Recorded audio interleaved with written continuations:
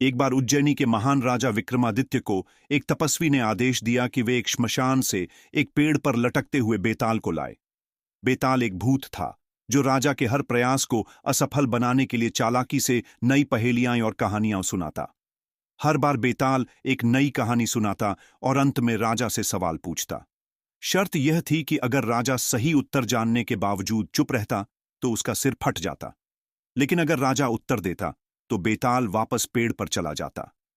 एक बार एक राजा की 3 रानियां थीं।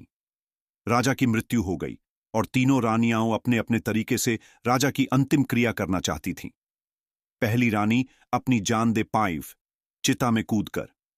दूसरी रानी ने अपने जीवन को त्याग कर तपस्या करने का व्रत लिया। तीसरी रानी ने राजा के अवशेषों को अपने पास रखा और उनकी सेवा करती रही। बेताल ने पूछा, इन तीनों में से सबसे महान कौन है? विक्रमादित्य ने उत्तर दिया, तीसरी रानी सबसे महान है, क्योंकि उसने राजा की याद में सेवा और समर्पण दिखाया।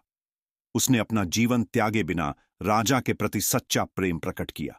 बेताल ने राजा को सही उत्तर देने के लिए सराहा और फिर से पेड़ पर लौट गया। विक्रम और बेताल ने यहां सिर्फ मनोरंजन। राजा विक्रमादित्य ने निश्चय कर लिया था कि वह हर हाल में बेताल को पकड़कर तपस्वी के पास ले जाएगा, लेकिन बेताल हर बार उसे उलझाने और अपना पीछा छुड़ाने के लिए नई कहानियां सुनाता और अंत में ऐसा प्रश्न पूछता जिसका उत्तर देना राजा के लिए अनिवार्य हो जाता। एक बार बेताल ने राजा को एक कहानी सुनाई। एक नगर में 3 युवक थे जो बहुत अच्छे मित्र थे। तीनों ने साथ में पढ़ाई की, यात्राएं की और एक दूसरे की सहायता करते थे। 1. पहला युवक चिकित्सा विज्ञान में निपुण था। 2. दूसरा युवक तंत्र विद्या का विशेषज्ञ था। 3. तीसरा युवक साधारण व्यक्ति था, लेकिन दिल से सच्चा और ईमानदार। एक दिन तीनों को जंगल में एक मानव कंकाल मिला। पहले युवक ने अपनी विद्या से कंकाल को मांस और रक्त से भर दिया। दूसरे युवक ने उसे जीवन देने की तैयारी की। तीसरे युवक ने उन्हें चेतावनी दी कि ऐसा करना खतरनाक हो सकता है, लेकिन वे नहीं माने और उन्होंने कंकाल को जीवित कर दिया। वह कंकाल एक खतरनाक राक्षस बन गया और उसने उन्हें मारने की कोशिश की।